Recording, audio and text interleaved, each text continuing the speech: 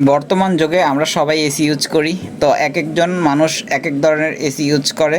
তো আজকে আমরা ওয়ালটন এসির পিসিবি বোর্ড প্রবলেমে পেয়েছি। তো আজকে এই ওয়ালটন পিসিবি বোর্ডটা রিপেয়ার করব। তো কোন ধরনের প্রবলেমগুলো পাই আপনারা সবাই একটু দেখুন।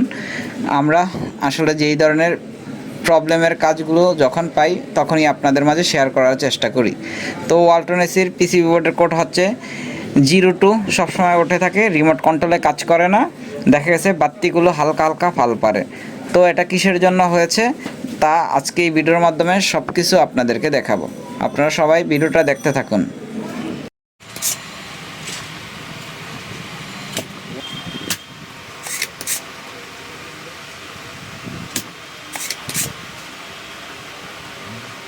ওয়ালটন এসির পিসিবি বোর্ড মাপার পর আমরা যেই প্রবলেমগুলো পেয়েছি তার ভিতরে হচ্ছে এটা সিস্টেম থেকে প্রবলেমটা করে। তো এখন হচ্ছে যে আমরা সিস্টেমের পাশে যে মেমোরিটা আছে এই মেমোরিটা কাজ করে দিয়ে দেখব যে কী অবস্থা।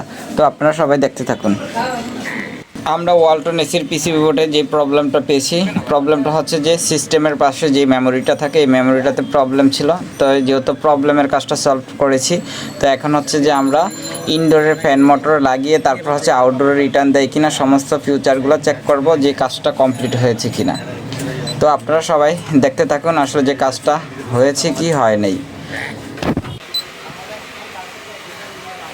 তো আলহামদুলিল্লাহ পিসিবি বোর্ড রিপেয়ারের কাজটা কমপ্লিট করেছি। তো যারাই ঢাকা সিটির আশেপাশে আছেন চাইলে কিন্তু আমাদের দ্বারা আপনারা আপনাদের এসি রিপেয়ারের কাজগুলো করিয়ে নিতে পারেন। আমরা ঢাকা সিটির আশেপাশের কাজগুলো সবসময় গ্যারান্টি সহকারে রিপেয়ার করার চেষ্টা করে থাকি।